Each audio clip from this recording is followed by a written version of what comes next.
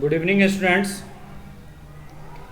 Last class में हम लोग देखे हुए थे केमिकल रिएक्शन और इक्वेशन के बारे में। ठीक है, तो हम लोग थोड़ा बहुत पढ़े हुए थे।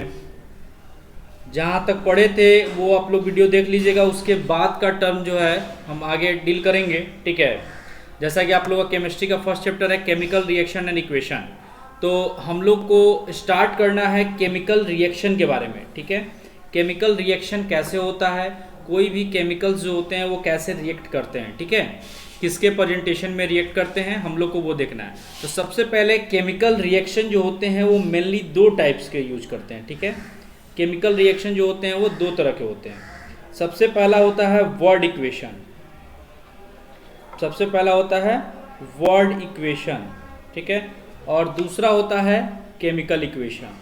ठीक है, केमिकल इक्वेशन। तो वर्ड इक्वेशन में हम लोग को क्या देखना है कि वर्ड इक्वेशन जो होते हैं वो किसी भी केमिकल्स का जो नेम होता है, ठीक है, उसको लिखकर और रिएक्शन करवाया जाता है। जैसा कि अगर हम लोग एग्जांपल से समझे तो देख सकते हैं कि यहाँ पे लिखेंगे हाइड्रोजन, ठीक है, और प्लस ऑक्सीजन।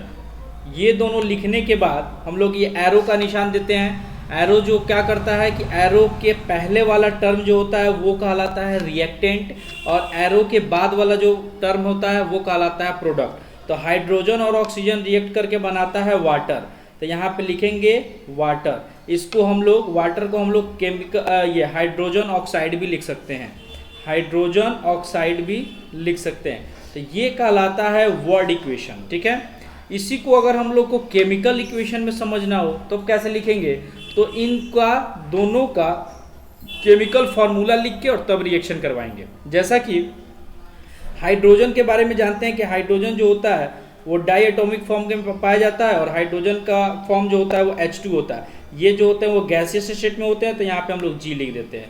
फिर देखते हैं ऑक्सीजन के बारे में, तो ऑक्सीजन भी जो होते हैं वो डाई एटॉमिक फॉर्म में पाए जाते हैं, और ये भी क्या होते हैं, गैसियस फॉर्म में होते हैं।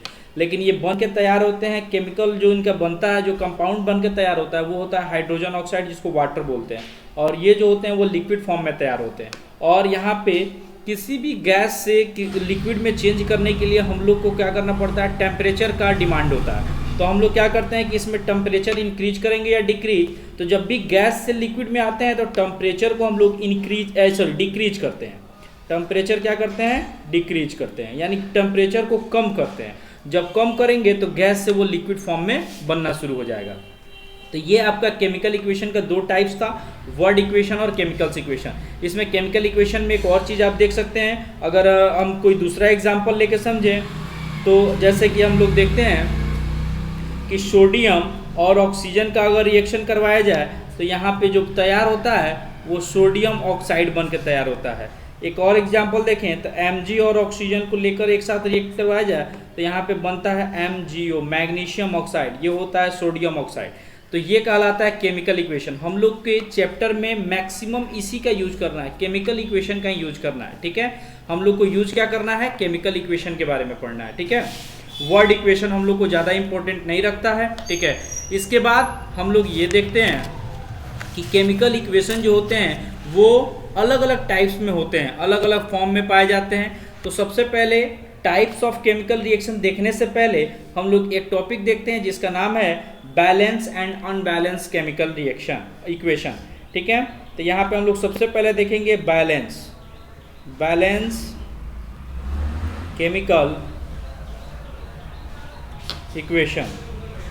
ठीक है, बैलेंस का मतलब क्या होता है, बैलेंस का सबसे पहले हम लोग कोई भी रिएक्शन करवाते हैं तो अनबैलेंस फॉर्म में होता है। ठीक है, उसको हम लोग क्या करते हैं कि बैलेंस में क्या करते हैं, उसको लिखते हैं। तो सबसे पहले कोई भी एग्जांपल लेते हैं, तो देखिए, तो अगर हाइड्रोजन का एग्जांपल लेते हैं और ऑक्सीजन का लेते हैं तो ये दोनों जो मिलकर क्या बनाते हैं, हाइड्रोजन ऑक्साइड बनाते हैं। तो हाइड्रोजन ऑक्साइड जो होते हैं, यहाँ पे देखेंगे कि रिएक्टेंट में जो भी एलिमेंट प्रेजेंट है और प्रोडक्ट में जो कंपाउंड बना है, इनके जो एटम्स होते हैं, ठीक है, वो इक्वल हैं या नहीं है। तो इसके लिए हम लोग को क्या करना पड़ता है, ये अभी तो हाइड्रोजन यहाँ पे 2 है, यहाँ पे हाइड्रोजन 2 है, लेकिन यहाँ पे ऑक्सीजन तो 2 है, लेकिन यहाँ पे ऑक्सीजन क्या है, 1 है। तो इसी को हम लोग क्या करेंगे, बैलेंस करेंगे। तो बैलेंस करने के लिए हम लोग देखेंगे क्या कि अगर हम यहाँ पे इसके कभी भी बैलेंस करते समय किसी भी एलिमेंट या कंपाउंड के आगे जो होता है उसको हम लोग क्या करते हैं, नंबर का यूज करते हैं। तो यहाँ पे देखेंगे हाइड्रोजन 2 है, यहाँ पे ऑक्सीजन 2 है, तो इस ऑक्सीजन के यहाँ पे 2 नहीं लगा के हम लोग कहाँ लगाएंगे, यहाँ पे। तो यहाँ पे जब 2 लगाते हैं तो ऑक्सीजन तो 2 हो गया, लेकिन हाइड्रोजन कितना हो गया, 4 हो गया। तो इस 4 को फुलफिल करने के लिए हमको यहाँ पे क्या करना होगा, 2 लगाना होगा। इस तरह से ये केमिकल इक्वेशन क्या हो गया, बैलेंस हो गया, यानी हाइड्रोजन 4 हो गए और ऑक्सीजन 2 हो गए, ठीक है।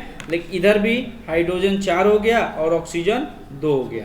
तो अब यहाँ पे हम देखते हैं कि ये दोनों इक्वेशन, ये इक्वेशन जो मेरा क्या हुआ, ये बैलेंस केमिकल इक्वेशन हो गया, ठीक है। अब इसी में हम लोग देखते हैं अनबैलेंस केमिकल इक्वेशन। तो अगर हम सिंपल से अनबैलेंस अगर लिखते हैं केमिकल इक्वेशन अगर लिखते हैं तो अनबैलेंस में क्या होता है कि केमिकल इक्वेशन जो होते हैं, कोई भी एलिमेंट्स जो होते हैं वो इक्वल फॉर्म में, यानी उसके एटम जो होते हैं रिएक्टेंट और प्रोडक्ट के ये इक्वल नहीं होते हैं। और बैलेंस में क्या होता है कि बैलेंस केमिकल इक्वेशन जो होते हैं वो लॉ ऑफ कंजर्वेशन के थ्योरी पे काम करते हैं, law of conservation of mass के थ्योरी पे काम करते हैं, law of conservation of mass. यानी कहने का मतलब है कि रिएक्टेंट का जो भी मास होता है वो प्रोडक्ट के मास के इक्वल होता है। तो इसको हम लोग बोल देते हैं law of conservation of mass. इसी रूल पे ये फॉलो करते हैं बैलेंस केमिकल इक्वेशन। लेकिन अनबैलेंस ऐसा नहीं करता। अनबैलेंस में एटम इक्वल नहीं होने की वजह से ये क्या करते हैं, ये क्या करते हैं, अपना इक्वलिटी प्रॉपर्टी को नहीं दर्शाते हैं। जैसे मान लीजिए कोई एग्जांपल है, जैसे सोडियम ले लेंगे और ऑक्सीजन का फॉर्म ले लेते हैं, तो ये बनाता है सोडियम ऑक्साइड। तो यहाँ पे देखेंगे कि सोडियम यहाँ पे 1 है, यहाँ पे सोडियम 2 है, यहाँ पे ऑक्सीजन 2 है, यहाँ पे ऑक्सीजन 1 है। तो यानी इसके एटम जो है वो क्या है, रिएक्टेंट के एटम और प्रोडक्ट के एटम दोनों अनइक्वल हैं। अनइक्वल का मतलब हो गया कि वो केमिकल इक्वेशन बैलेंस नहीं है, और बैलेंस केमिकल इक्वेशन नहीं होने की वजह से क्या है, ये law of conservation of mass के थ्योरी पे काम नहीं करता है, ठीक है। इसको हम लोग बोल देते हैं, ठीक है, इसको हम लोग अनबैलेंस केमिकल इक्वेशन को स्केल्टन इक्वेशन भी बोला जाता है, ठीक है, स्केल्टन इक्वेशन भी बोला जा सकता है इसको, ठीक है। इसके बाद हम लोग देखेंगे types of chemical equation. Types of chemical equation के बारे में हम लोग देखेंगे। तो चलिए हम लोग types of chemical equation important है, ठीक है, उम्मीद है कि दिख रहा होगा आप लोग को, ठीक है। टाइप्स ऑफ केमिकल इक्वेशन,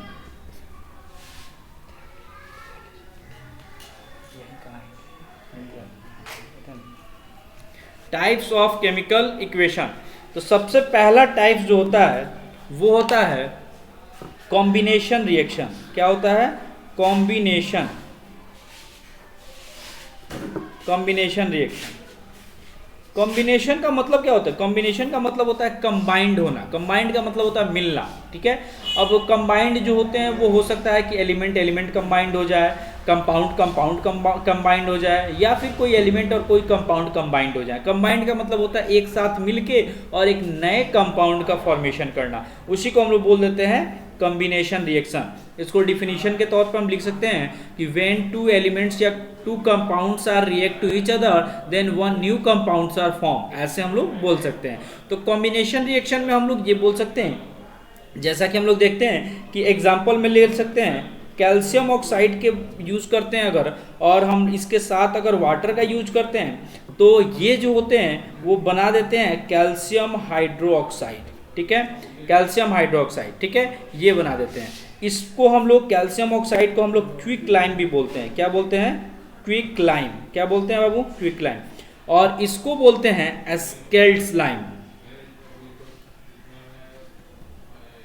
ठीक है, कोई दिक्कत। अब यहाँ पे देखेंगे कैल्शियम ऑक्साइड जो होते हैं वो होते हैं सॉलिड फॉर्म में, ये होते हैं लिक्विड फॉर्म में, ठीक है। और इसके साथ साथ जो होता है वो हीट जनरेट करता है, यानी हीट बाहर निकलता है। तो वैसे केमिकल रिएक्शन जिसमें हीट का रिलीजिंग होता हो, हीट बाहर निकलता हो, वैसे केमिकल इक्वेशन को हम लोग बोल देते हैं एक्सोथर्मिक। क्या बोल देते हैं, एक्सोथर्मिक, ठीक है, वैसे केमिकल रिएक्शन जिसमें हीट का रिलीजिंग होता है, हीट बाहर निकलती है, वैसे केमिकल रिएक्शन को एक्सोथर्मिक केमिकल रिएक्शन भी बोला जा सकता है। कोई दिक्कत? इसके साथ एक और एग्जांपल आप देख सकते हैं। अगर हम लोग इसी को ले लेते हैं, कैल्शियम हाइड्रोक्साइड को ले लेते हैं, ठीक है, और फिर हम लोग CO2 के साथ इसका कंबाइंड कराते हैं, तो CaCO3 कब बनता है और H2O का फॉर्मेशन होता है। तो यहाँ पे हम लोग क्या देख रहे हैं, यहाँ पे हम लोग ये देख रहे हैं कि कोई भी एलिमेंट या कोई भी कंपाउंड लेने से यहाँ पे ये दोनों कंपाउंड है, यहाँ पे ये दोनों कंपाउंड है। तो अगर हम लोग अलग अलग टाइप्स का रिएक्शन देखें, जैसे एक एलिमेंट ले लें और दूसरा भी एलिमेंट ही ले लें, तब ये क्या बनाएगा, कंपाउंड। ठीक है, अब जैसे कि एलिमेंट में आप ले सकते हैं हाइड्रोजन और इसमें ले सकते हैं ऑक्सीजन, और ये दोनों मिलकर क्या बनाएगा, हाइड्रोजन ऑक्साइड यानी कंपाउंड बनाएगा। तो ये हो गया कॉम्बिनेशन रिएक्शन का एलिमेंट, ये ए नंबर कह सकते हैं, एलिमेंट प्लस एलिमेंट का रिएक्शन। अगर हम दूसरा देखें कि दूसरा हम ये कह सकते हैं कि कंपाउंड प्लस कंपाउंड, यानी कंपाउंड और कंपाउंड का जब रिएक्शन करवाते हैं तो मेरे पास दोनों कंपाउंड होना चाहिए, लेकिन जो प्रोडक्ट बनेगा वो भी कंपाउंड ही होता है, वो अलग नहीं होता है। ठीक है, जैसा कि आप लोग ऊपर के एग्जाम्पल में देख सकते हैं, ये वाला जो एग्जाम्पल है, ये वाला, ठीक है, नीचे आप देखेंगे ये वाला जो एग्जाम्पल है ये इसी का एग्जाम्पल हो जाएगा। यानी बी नंबर का एग्जाम्पल देखना हो तो हम ये कह सकते हैं कि कैल्शियम ऑक्साइड को हाइड्रोजन ऑक्साइड के साथ रिएक्शन करवाते हैं तो कैल्शियम हाइड्रोक्साइड और हीट का रिलीजिंग होता है, तो हम ये कह सकते हैं कि कंपाउंड और कंपाउंड का जो रिएक्शन होता है वो ये एग्जाम्पल में कह सकते हैं। ठीक है, तीसरा हमारा फॉर्म जो होता है वो होता है एलिमेंट प्लस कंपाउंड। क्या होता है, एलिमेंट प्लस कंपाउंड, यानी एलिमेंट और कंपाउंड को जब रिएक्शन करवाया जाता है। तो कोई भी ऐसा एग्जाम्पल आप ले सकते हैं, जैसे कि आप देख सकते हैं कि अगर हम लोग ले लेते हैं कार्बन मोनोऑक्साइड और इसके साथ हम लोग रिएक्शन करवाते हैं ऑक्सीजन का, तो हम देखेंगे क्या कि ये बन जाता है CO2। CO2 बनता है तो यहाँ पे देखेंगे कि ये CO क्या है, CO कार्बन मोनोऑक्साइड एक कंपाउंड है और ये एक एलिमेंट है और ये बन गया कि कंपाउंड। ठीक है, तो हम लोगों ने कॉम्बिनेशन रिएक्शन में 3 टाइप्स का रिएक्शन देखा, एक देखा एलिमेंट का, दूसरा कंपाउंड का, तीसरा एलिमेंट और कंपाउंड का। ठीक है, तो ये कॉम्बिनेशन रिएक्शन में यही होता है। कैटालिस्ट वगैरह का यूज पड़ता है किसी भी रिएक्शन को करने के लिए, जो यूज करना होता है, जैसे हीट यूज करना होता है या निकेल वगैरह यूज करना पड़ता है, उसको हम लोग बोल देते हैं कैटालिस्ट बोल देते हैं। कैटालिस्ट का यूज हम लोग एरो के ऊपर करते हैं, तो खैर कैटालिस्ट के बारे में हम आगे पढ़ेंगे और लास्ट क्लास में पढ़े भी थे, आप लोग उसका वीडियो देख सकते हैं। क्लियर, तो हम लोग बोल सकते हैं कि कॉम्बिनेशन रिएक्शन में ये एग्जाम्पल जो था वो एक्सोथर्मिक हो जाता है। ठीक है, आगे हम लोग जस्ट इसी का अपोजिट रिएक्शन होता है जिसको बोलते हैं डीकम्पोजिशन। क्या बोलते हैं बाबू, डीकम्पोजिशन। तो हम देखेंगे डीकम्पोजिशन के बारे में। तो दूसरा इसका हो जाता है, दूसरा डीकम्पोजिशन।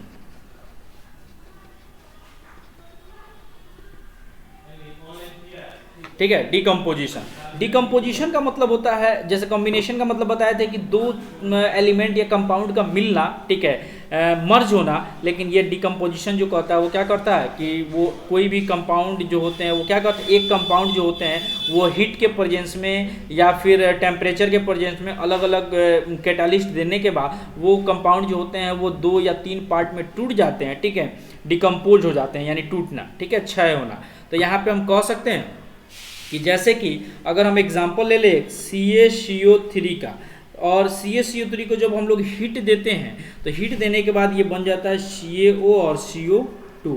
यानी यहाँ पे देखें कि एक वो कंपाउंड को जब हम हीट दे रहे थे तो ये 2 अलग अलग कंपाउंड के फॉर्म में टूट गया, तो इसको हम लोग बोल देते हैं डीकम्पोजिशन रिएक्शन। जैसे कि एक और एग्जाम्पल देखते हैं, अगर हम फेरस सल्फेट का यूज करते हैं तो इसको भी अगर हम हीट दे रहे हैं तो हीट देने के बाद ये बन जाता है Fe2O3 प्लस SO2 और प्लस SO3।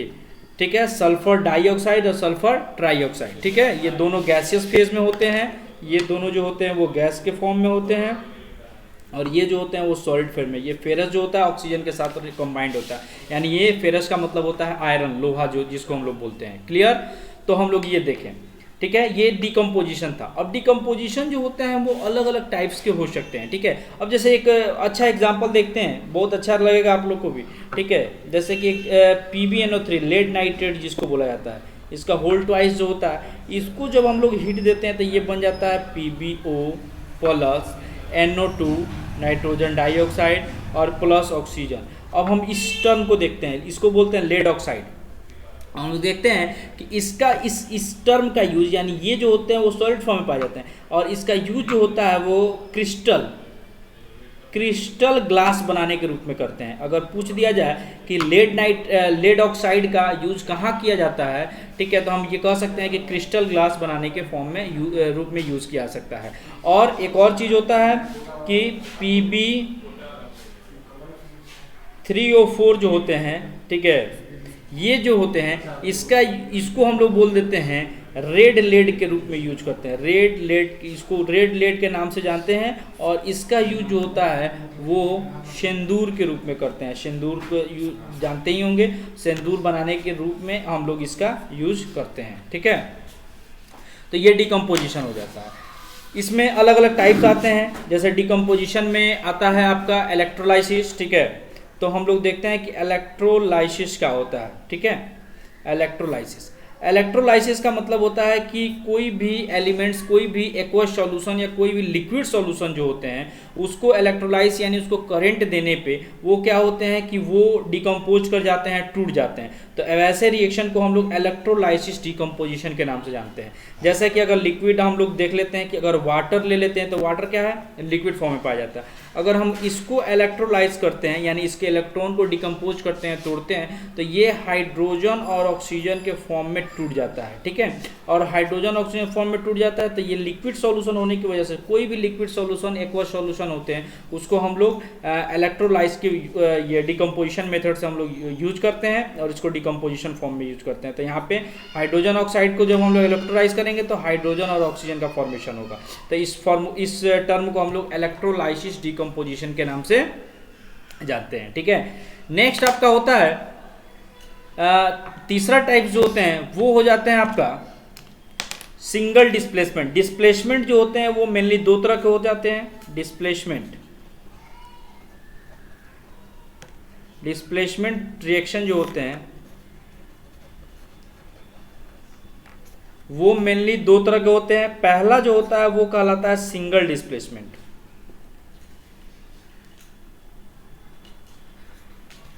सिंगल डिस्प्लेसमेंट, ठीक है। अब सिंगल डिस्प्लेसमेंट क्या होता है, मतलब कोई भी एलिमेंट्स जो होते हैं, ठीक है, कोई भी एलिमेंट जो होते हैं अगर कोई भी कंपाउंड के साथ रिएक्ट करते हैं तो इसमें क्या होता है कि आप लोग रिएक्टिविटी सीरीज क्लास 9th में भी देखे होंगे एलिमेंट का, ठीक है। ये जो भी मेटल्स होते हैं उनका रिएक्टिविटी सीरीज देखे होंगे। जो हाईली रिएक्टिव होते हैं वो लोअर रिएक्टिव एलिमेंट्स को या मेटल्स को वो क्या करते हैं, वो डिस्प्लेस कर सकते हैं। उनके पास इतनी क्षमता होती है कि वो हाईली रिएक्टिव हैं तो वो लोअर रिएक्टिव में, तो जिसमें सबसे पहले आप लोग पढ़े होंगे कि सबसे ज़्यादा जो तो पोटेशियम होता है, ठीक है, सोडियम होता है, ठीक है, ये जो होते हैं, नीचे लिथियम होता है। ये ऊपर से जैसे जैसे नीचे आते हैं मेटल्स की रिएक्टिविटी जो होती है वो धीरे धीरे क्या होती है, घटती जाती है। तो हम लोग ये देखते हैं कि हाईली रिएक्टिव मेटल जो होते हैं वो लोअर रिएक्टिव मेटल्स को डिस्प्लेस कर सकते हैं, ठीक है। तो हम लोग यहाँ पे देखेंगे कि सिंगल डिस्प्लेसमेंट रिएक्शन जो होते हैं वो कैसे हम लोग यूज करते हैं और कैसे कोई भी एलिमेंट्स जो होते हैं वो किसी कंपाउंड को किसी एलिमेंट्स को डिस्चार्ज कर सकती है या डिस्प्लेस कर सकती है, इसको हम लोग देखेंगे, ठीक है।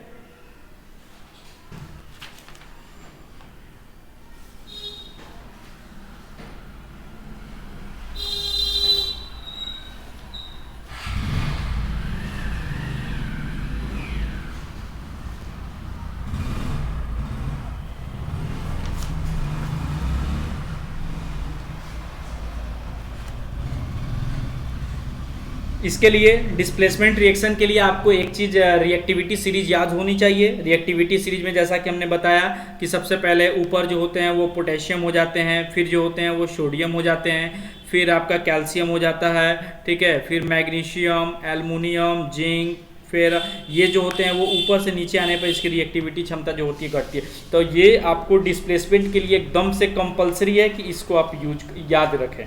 बिना इसके याद के आपको डिस्प्लेसमेंट रिएक्शन समझ में नहीं आएगा। तो चलिए हम लोग देखते हैं एग्जाम्पल के तौर सिंगल डिस्प्लेसमेंट क्या होता है। इसमें किसी पार्टिकुलर एलिमेंट का डिस्प्लेसमेंट होता है, एक ही एलिमेंट का डिस्प्लेसमेंट होता है या एक ही मेटल का डिस्प्लेसमेंट हो सकते हैं। ठीक है, तो चलिए हम लोग देखते हैं। ठीक है, तो सबसे पहले एग्जाम्पल में हम लोग देखते हैं क्या, अगर हम लोग एग्जाम्पल में ले लेते हैं Fe, फिर उसको ले लेते हैं प्लस CuSO4 को ले लेते हैं। अगर हम ये पूछे कि क्या ये डिस्प्लेसमेंट हो सकता है, तो हमको SO4 से विशेष मतलब नहीं है, हमको मतलब है कि Fe और Cu से। तो हम लोग रिएक्टिविटी सीरीज देखेंगे। रिएक्टिविटी सीरीज में हम लोग क्या देखेंगे कि Cu जो है वो ज़्यादा रिएक्टिव है या Fe ज़्यादा रिएक्टिव है। तो हम लोग देख रहे हैं कि कॉपर जो होता है वो Fe से ज़्यादा रिएक्टिव होता है, Fe से क्या होते हैं, ज़्यादा रिएक्टिव होता है। तो अब क्या करेगा कि Fe जो होते हैं वो ज़्यादा रिएक्टिव होते हैं, आयरन जो होते हैं वो कॉपर से ज़्यादा रिएक्टिव होते हैं। तो इस ज़्यादा रिएक्टिव होने की वजह से ये कॉपर को क्या करेगा, वो प्लेस से इस जो प्लेस पे बैठा हुआ है यानी सल्फेट के साथ उसको डिस्प्लेस कर देगा और डिस्प्लेस करके इसको बाहर निकाल देगा, यानी ये इंटरचेंज हो जाता है।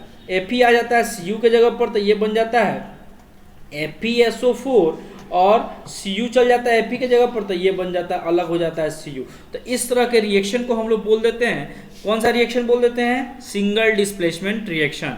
जैसा कि एक और एग्जांपल से आप समझ सकते हैं, अगर हम देखें कि जिंक का रिएक्शन अगर हम कॉपर सल्फेट से कराते हैं, CuSO4 से कराते हैं, तो फिर वहीं हम लोग को चेक करना होगा कि Cu मोर रिएक्टिव या जिंक मोर रिएक्टिव। तो आप लोग देखेंगे कि कौन ज़्यादा रिएक्टिव होगा। ठीक है, तो इसमें हम लोग को ये पता चलता है कि जिंक जो होते हैं वो ज़्यादा रिएक्टिव होते हैं कॉपर से। तो जिंक जो क्या करेगा, कॉपर को डिस्प्लेस कर देगा, कॉपर इसके जगह पे आ जाएगा, यानी हो जाएगा ZnSO4 प्लस Cu, यहाँ पे इस तरह का। और ये जो होगा आपका मेटालिक फॉर्म में बनेगा। ठीक है, ये मेटल के फॉर्म में रहता है, सॉलिड स्टेट में रहेगा।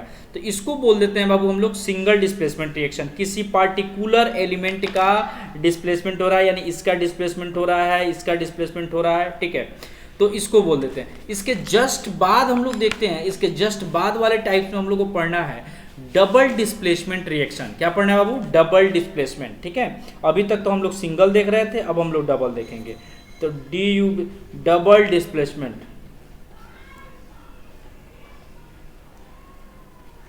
Displacement reaction. तो हम लोग देखते हैं क्या डबल डिस्प्लेसमेंट में देखेंगे कि इसमें दो एलिमेंट्स जो होते हैं या दो कंपाउंड तो रिएक्ट करेंगे आपस में, लेकिन दोनों कंपाउंड में जो प्रेजेंट मेटल्स होते हैं वो दोनों मेटल्स जो होते हैं आपस में इंटरचेंज कर जाते हैं। तो उसको हम लोग बोल देते हैं डबल डिस्प्लेसमेंट रिएक्शन। ठीक है, जैसा कि आप लोग देख सकते हैं, अगर हम लोग AgNO3 यानी सिल्वर नाइट्रेट का यूज अगर हम लोग सोडियम क्लोराइड के साथ करते हैं, तो देखेंगे क्या, यहाँ पे एक मेटल है और ये मेटल है। ठीक है, यहाँ पे एक मेटल है और यहाँ पे एक मेटल है, और ये पॉजिटिव चार्ज है, ये निगेटिव है, ये पॉजिटिव और निगेटिव। तो ये पॉजिटिव जो होगा वो कहाँ चला जाएगा, इस निगेटिव के पास, और ये पॉजिटिव जो होगा वो चला आएगा वो इस निगेटिव के पास।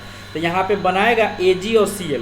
तो इसके लिए आपको याद करना पड़ेगा कि Ag का चार्ज कितना होता है, यानी आयनिक फॉर्म में कितने होते हैं, और Cl का कितना होता है। तो आपको पता है कि Ag जो होता है वो +1 होता है और Cl -1 होता है। तो प्लस माइनस जो होता है वो सिंगल हो जाएगा, तो AgCl बना लेगा। और प्लस यहाँ पे Na भी 1 होता है और नाइट्रेट जो होता है वो भी उसका चार्ज -1 होता है। तो यहाँ पे क्या बना लेगा, NaNO3, यानी NaNO3 का मतलब हो गया NaNO3 का कि सोडियम नाइट्रेट, ये बना लेगा सोडियम नाइट्रेट। तो इसको बोल देते हैं डबल डिस्प्लेसमेंट रिएक्शन। ठीक है, इसके बाद अगर हम लोग देखते हैं कि अगर हम लोग दूसरा एग्जांपल लेते हैं FeS फेरस सल्फाइड ले लेते हैं, और दूसरा अगर हम लोग ये ले लेते हैं सल्फ्यूरिक एसिड, जिसको हम लोग किंग ऑफ एसिड के नाम से भी जानते हैं, सल्फ्यूरिक एसिड को अगर इसका यूज करते हैं तो देखिए, तो यहाँ पे FS, तो ये फेरस जो होगा वो सल्फेट के साथ मर्ज हो जाएगा, तो FeSO4 और प्लस H2S बनाएगा। ठीक है, हाइड्रोजन सल्फाइड। तो इसको हम लोग बोल देते हैं डबल डिस्प्लेसमेंट रिएक्शन। ठीक है, अगला रिएक्शन हम लोग देखेंगे, सबसे इंपॉर्टेंट है क्लास 10th के लिए। ठीक है, सबसे ज़्यादा इंपॉर्टेंट होता है, और उस रिएक्शन को इसका एक और एग्जांपल देख लेते हैं, फिर हम लोग नेक्स्ट टॉपिक पे बढ़ेंगे।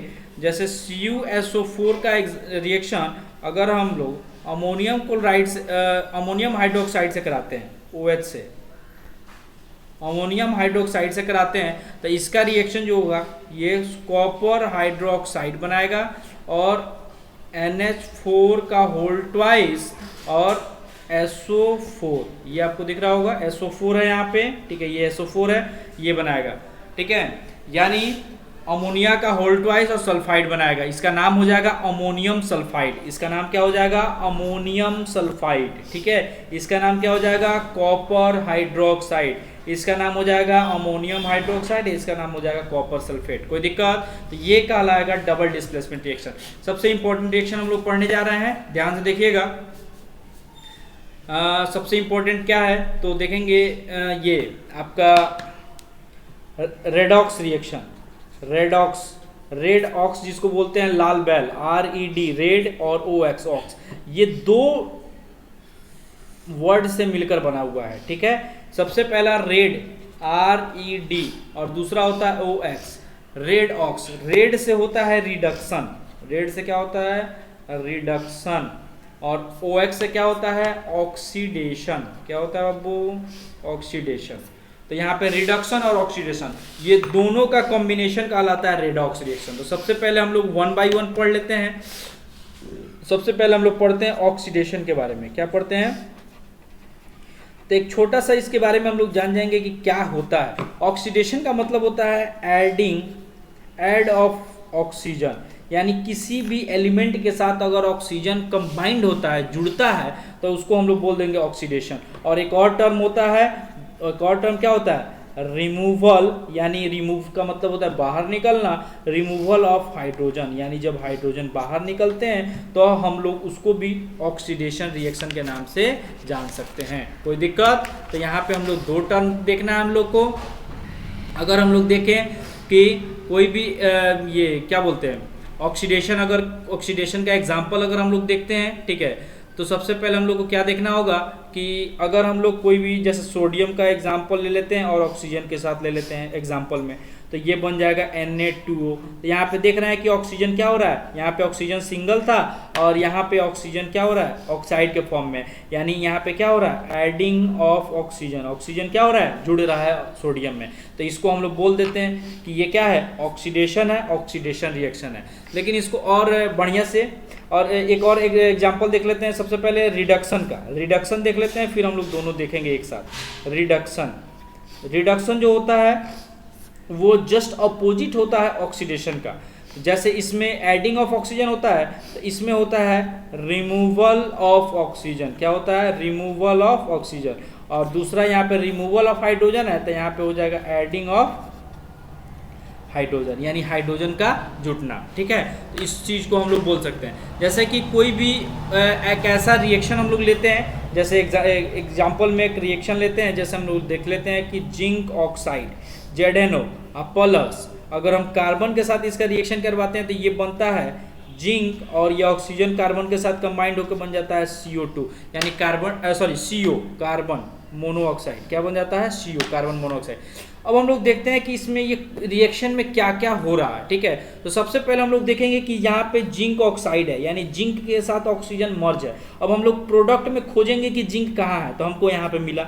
अब देखिए तो यहाँ पे हम जिंक के साथ आते हैं, तो यहाँ पे देख रहे हैं कि यहाँ पे ऑक्सीजन है, यहाँ पे प्रोडक्ट में ऑक्सीजन नहीं है, तो हम यहाँ कह सकते हैं कि रिमूवल ऑफ ऑक्सीजन, यानी ऑक्सीजन यहाँ से बाहर निकल गया, यानी पहले जिंक के पास था, अब वो बाहर निकल चुका है। तो बाहर जब निकल गया है तो यहाँ पे कह सकते हैं रिमूवल ऑफ ऑक्सीजन। और यहाँ पे देखिए कार्बन जो था वो अकेले था, कार्बन था क्या था? अकेले था। लेकिन अब कार्बन जो है वो किसके साथ कंबाइंड है? ऑक्सीजन के साथ। किसके साथ है? ऑक्सीजन के। तो यहाँ पे कह सकते हैं कि एडिंग ऑफ ऑक्सीजन। क्या कह सकते हैं बाबू? Adding of oxygen. तो हम ये कह सकते हैं कि जब कोई भी कंपाउंड से ऑक्सीजन रिमूव होता है तो वो कहलाता है, यहाँ पे देख सकते हैं ऑक्सीजन का रिमूवल जो होता है वो क्या कहलाता है? रिडक्शन। तो इस प्रोसेस को हम लोग बोल देते हैं रिडक्शन, और इस प्रोसेस को बोल देते हैं ऑक्सीडेशन। तो यहाँ पे एक ही रिएक्शन में रिडक्शन भी हो रहा है और ऑक्सीडेशन भी हो रहा है। तो इस पूरे रिएक्शन को हम लोग नाम दे देंगे कौन सा रिएक्शन? Redox reaction. क्या नाम दे देंगे बाबू? Redox reaction. अगर कोई एक ही केमिकल रिएक्शन में ऑक्सीडेशन भी हो रहा है, रिडक्शन भी हो रहा है, तो वैसे रिएक्शन को हम लोग बोल सकते हैं क्या बोल देंगे? Redox reaction. अगर सिर्फ ऑक्सीजन का एडिंग हो रहा है या फिर हाइड्रोजन निकल रहा है तो उसको ऑक्सीडेशन, या हाइड्रोजन ऐड हो रहा है ऑक्सीजन निकल रहा है तो उसको रिडक्शन। इतना याद रहेगा। चलिए आगे और एग्जाम्पल अगर देखना हो तो देख सकते हैं। चलिए एक और एग्जाम्पल से हम लोग समझ लेते हैं, ठीक है। एक और एग्जाम्पल से हम लोग समझते हैं क्या, जैसा कि अगर हम लोग कॉपर ऑक्साइड ले लेते हैं और इसका रिएक्शन अगर हम लोग किससे करवा देंगे, अगर हाइड्रोजन से, अगर हीट के प्रेजेंस में करवाते हैं तो कॉपर बनता है और इसके साथ साथ वाटर बाहर निकलता है। तो हम देखिए तो कॉपर जो पहले था ऑक्सीजन के साथ, अब ये कॉपर जो है नहीं है, तो यहाँ पे एक लाइन में लिख सकते हैं कि रिमूवल ऑफ ऑक्सीजन हुआ है, और यहाँ हाइड्रोजन अकेले था अब ऑक्सीजन के साथ है, तो यहाँ पे कहेंगे कि एडिंग ऑफ ऑक्सीजन हुआ है, ठीक है। तो यहाँ पे कह सकते हैं कि इसको कह सकते हैं कि ये ऑक्सीडेशन हो रहा है और इसको कह सकते हैं कि ये रिडक्शन हो रहा है, तो यानी दोनों हो रहा है, तो इसको हम कह सकते हैं कि ये कौन सा रिएक्शन है, रेडॉक्स रिएक्शन है। क्या है, रेडॉक्स रिएक्शन। तो यहाँ पे हम लोग को लगभग ये टर्म आपका खत्म होता है, ठीक है। अब एक दो चीज और है, ठीक है। एक दो चीज में हम लोग को क्या पढ़ना है, एक दो चीज में हम लोग को पढ़ना क्या है, तो देख लीजिए एक टॉपिक। सबसे पहला पढ़ना हम लोग को कोरिजन। कोरिजन क्या होता है, कोरिजन नॉर्मल एक डिफिनीशन टाइप का है। जैसा कि आप लोग पढ़े होंगे रस्टिंग ऑफ आयरन, ठीक है। ये कोरिजन रस्टिंग से ही आता है, rusting of iron. Rusting of iron क्या होता है कि जब कोई भी आयरन को, आयरन के पार्ट्स को, आयरन के टुकड़े को, आयरन के छोटे छोटे पार्ट्स को या बड़े बड़े आयरन को, अगर आयरन को मतलब Fe हो गया, जब ऑक्सीजन और हाइड्रोजन ऑक्साइड के प्रेजेंस में रखते हैं तब यहाँ पे क्या होता है कि ये जब दोनों एक साथ मिलते हैं तो ये बनाता है Fe2O3 इंटू XH2O, यानी X जो H2O के मॉलिक्यूल्स जो होते हैं वो काउंटेड नहीं होते हैं, वो कितना भी हो सकते हैं, 1 2 3 4 5 जो भी मन करे वो रख सकते हैं, ठीक है। वो डिपेंड करता है कि यहाँ पे ऑक्सीजन के कितने मॉलिक्यूल्स हैं, ठीक है।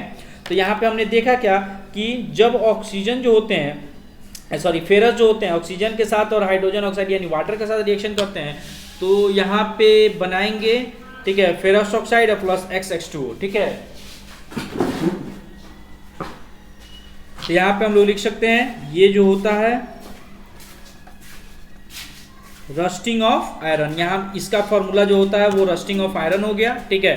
इसके बाद हम लोग ये देखते हैं, ठीक है, कि आयरन जब रस्ट लग जाता है तो ये किस टाइप का रिएक्शन होता है, तो बाबू ये जो होता है वो केमिकल रिएक्शन होता है। कौन सा रिएक्शन होता है, केमिकल रिएक्शन। केमिकल रिएक्शन होने के साथ साथ इसमें हम ये देखते हैं कि इसका वजन जो होता है यानी वेट जो होता है आयरन का इंक्रीज करता है या डिक्रीज करता है, तो याद रखिएगा इसका वजन जो होता है वो इंक्रीज करता है, क्योंकि रस्ट लगने के बाद ऊपर लेयर लगने के बाद वो आयरन की जो क्वांटिटी होती है वो बढ़ जाती है, ठीक है। उसी में लेकिन कोरिजन जस्ट इसके अब आगे का टर्म है कि जब कोई भी आयरन में मैक्सिमम रस्टिंग होता है, जब रस्टिंग अधिक होगा तो वो क्या करेगा कि वो रस्ट जो होगा उस आयरन के मॉलिक्यूल्स को डिकम्पोज करना शुरू कर देगा, तोड़ना शुरू कर देगा, उसको धीरे धीरे क्या करेगा उसके लेयर को काटना शुरू कर देता है। तो जैसे जैसे उसके डिकम्पोज करेगा उसके आयरन के छोटे छोटे लेयर या टुकड़े जो होते हैं वो बाहर निकलना शुरू कर देते हैं, ठीक है। अब धीरे धीरे उसकी परत जो होती है, उसके लेयर जो होती हैं वो धीरे धीरे पतले पड़ने लगते हैं, कमजोर पड़ने लगते हैं, और धीरे धीरे वो सारे आयरन के टुकड़े जो होते हैं एक समय के बाद, कुछ सालों के बाद, कुछ महीनों के बाद वो टूट जाते हैं, एकदम से बिखर जाते हैं, ठीक है, डिकम्पोज हो जाते हैं, छोटे छोटे टुकड़ों में बढ़ जाते हैं। तो वहां पे हम ये कह सकते हैं कि वो प्रोसेस जो कहलाता है उसको कोरिजन कह सकते हैं। उसको अगर हम लोग डिफिनीशन में देखेंगे तो डिफिनीशन में कह सकते हैं कि the chemicals of electrochemical reaction between the material usually a metal and it environment that produce a deteriorations of the material and is the properties is called corrosion. यानी जो नेचर के द्वारा किसी मेटल को डिस्ट्रॉयड किया जाता है यानी क्षति पहुंचाई जाती है, वैसे प्रॉपर्टी को हम लोग बोल देते हैं कोरिजन। और कोरिजन इंपॉर्टेंट है, ये डिफिनीशन आपको लिखने के लिए आएगा, इसमें डिफिनीशन में आप लोग लास्ट में ये लाइन ऐड कर सकते हैं, केमिकल रिएक्शन वाला जो लाइन है उसको आप ऐड कर सकते हैं, कोई दिक्कत। याद रखिएगा केमिकल रिएक्शन में रस्टिंग ऑफ आयरन जो होता है उसमें वेट बढ़ता है लेकिन कोरिजन में वेट घटता है। Rusting of iron chemical reaction है और कोरिजन जो होता है वो भी क्या है, एक क्या बोलते हैं वो भी एक केमिकल रिएक्शन है, ठीक है। तो यहाँ पे हम लोग आगे देखेंगे, आगे हम लोग नेक्स्ट टॉपिक हम लोग का देखना था रेंसिडिटी। रेंसिडिटी जो कि इस बार आप लोग के सीबीएसई सिलेबस से हटा चुका है। ठीक है, रेंसिडिटी जो है वो इस बार जो 30% सिलेबस डिडक्ट किया है, उस डिडक्शन में आपका केमिकल रिएक्शन और इक्वेशन से ये टॉपिक आपका हटा चुका है, रेंसिडिटी। खैर ये बहुत टफ टॉपिक नहीं है। रेंसिडिटी जो होता है वो कोई भी ये फूड आइटम्स जो होते हैं वो अगर ख़राब होते हैं तो उनको प्रोटेक्ट करने के लिए, उनको सुरक्षित करने के लिए फ्रिज वगैरह में रखा जाता है। ठीक है, अगर वो फ्रिज में नहीं रखने पे क्या होते हैं, वो ख़राब हो जाते हैं, उनसे स्मेल होने आने लगती है। ठीक है, तो उसी प्रोसेस को हम लोग रेंसिडिटी बोल देते हैं। तो खैर वो आप लोग को नहीं पढ़ना है, आप लोग का चैप्टर खत्म हुआ, कोरिजन तक आपका लास्ट है। आप लोग का होमवर्क है कि कंप्लीट एनसीईआरटी बनाइए और अगले क्लास में हम लोग नेक्स्ट चैप्टर जो आप बोलिएगा ग्रुप में वो चालू करेंगे। ठीक है, और एक और चीज़, ये केमिकल रिएक्शन और इक्वेशन में सबसे ज़्यादा इंपॉर्टेंट कुछ होता है तो वो होता है आपका एक्टिविटी। ठीक है, तो एक्टिविटी काफ़ी इंपॉर्टेंट होती हैं। तो एक बार कभी ऐसा होगा, क्लास चलते पीरियड में देखेंगे हम लोग। ठीक है, तो एक्टिविटी पे हम लोग ज़्यादा फोकस करेंगे और एक्टिविटी को हम लोग क्लियर करेंगे, क्योंकि एक्टिविटी से क्वेश्चन आते हैं। जैसे कि एक्टिविटी से पहला एक्टिविटी पूछ देगा कि जब मैग्नीशियम को ऑक्सीजन के साथ रिएक्ट करवाया जाता है तो क्या बनता है, तो हम तो जानते हैं मैग्नीशियम ऑक्साइड बनता है, लेकिन पूछ देगा कि मैग्नीशियम ऑक्साइड का कलर कैसा होता है, तो कलर इसका जो होता है वाइट होता है, और वाइट आस इसको बोलते हैं, वाइट जिसको उजला राख बोला जाता है। ठीक है, और ये जो होता है वो हीट के प्रेजेंट में वर्क करते हैं। तो इस टाइप की आपकी एक्टिविटीज़ आपको देखने को मिलेंगे। जैसा कि एक एक्टिविटी हम बताए हैं लेड नाइट्रेट वाला, ठीक है, जिसको सिंदूर वगैरह में यूज किया जाता है, वो बताए हैं। तो इस टाइप के 2-3 एक्टिविटी हम इसमें पढ़ाते क्रम में बता दिए हैं। 1-2 एक्टिविटी बचा हुआ है तो आप वो भी आराम से कर सकते हैं। ठीक है, जब नहीं होगा तो आप लोग पर्सनली फ़ोन करके या मैसेज करके आप लोग पूछ सकते हैं। ठीक है, तो आप लोग का ये चैप्टर खत्म हुआ। आप लोग का होमवर्क है एनसीईआरटी का कंप्लीट सॉल्यूशन बना के, ठीक है, डिफिनीशन के साथ सॉल्यूशन बना के और मेरे पर्सनल व्हाट्सएप पे भेजना है। ठीक है, नहीं भेजने पे पनिशमेंट के भागी होंगे। ठीक है, इस बात का ध्यान रखेंगे। और सभी बच्चों से अनुरोध है कि आप लोग मंडे के दिन 9 बजे स्कूल कैंपस में आएँ। ठीक है, एनसीएस कैंपस में सुबह 9 बजे मंडे के दिन आना है। आप लोग का एक 10th क्लास का, ओनली 10th क्लास का मीटिंग है। आप लोग कोशिश कीजिएगा कि उस दिन आप लोग का प्रेजेंटेशन रहे। ठीक है, ओके, आप लोग होमवर्क बना के कल तक आराम से भेज सकते हैं। Okay, bye.